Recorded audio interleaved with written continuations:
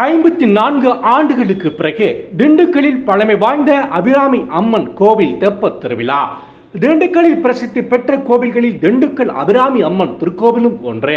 வரலாற்று சிறப்பு மிக்க இந்த திருக்கோவிலில் பண்டைய காலத்தில் தெப்பத் திருவிழா சிறப்பாக நடைபெற்றது. அந்நியர் படையெடுப்பு உள்ளிட்ட பல்வேறு காரணங்களால் தெப்பத் திருவிழா நடைபெறுவது தடைபட்டது. இதற்கிடையே கடந்த 1970ஆம் ஆண்டு தெப்பத் திருவிழாவை நடத்தினர். அதன் பிறகு தெப்பத் திருவிழா நடைபெறவில்லை. இந்த நிலையில் இந்த ஆண்டு தெப்பத் திருவிழாவை நடத்த கோவில் அறங்காவலர் குழு தீவிர முயற்சி எடுத்து அதற்கான ஒப்புதலை இந்து சமய அறநிலையத்துறை இணை ஆணையரிடம் பெற்றனர்.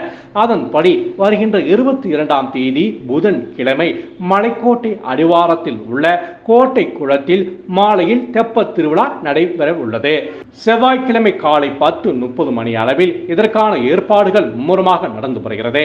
தண்ணீரில் தகர டின்களை மிதவையாக தயாரிக்கப்பட்டு பீடம் மற்றும் கோபுரங்கள் அமைக்கப்பட்டும் வருகிறது. அதற்கான பணிகள் தீவிரமாய் நடந்து வருகிறது. கோட்டை குளத்தில் வடக்கு தெற்கு செல்லும் வகையில் ஏற்பாடுகள் செய்யப்பட்டு வருகிறது. கரையோரத்தில் உள்ள ஆஞ்சநேயர் கோவில் பூங்கா வரை கயிறு முழம் இழுத்து செல்லும் வகையில் அமைக்கப்பட்டு வருகிறது. பக்தர்கள் தரிசனம் செய்ய ஏற்பாடு பணிகள் தீவிரமாய் நடந்து வருகிறது. மேலும் தீயணைப்பு துறையினர் பாதுகாப்பு வழங்குகின்றனர். 54 ஆண்டுகளுக்கு பிறகு இந்த ஆண்டு நடைபெற உள்ள தெப்பத் திருவிழாவிற்கான ஏற்பாடுகளை கோவில் நிர்வாகிகள் செய்து வருகின்றனர்.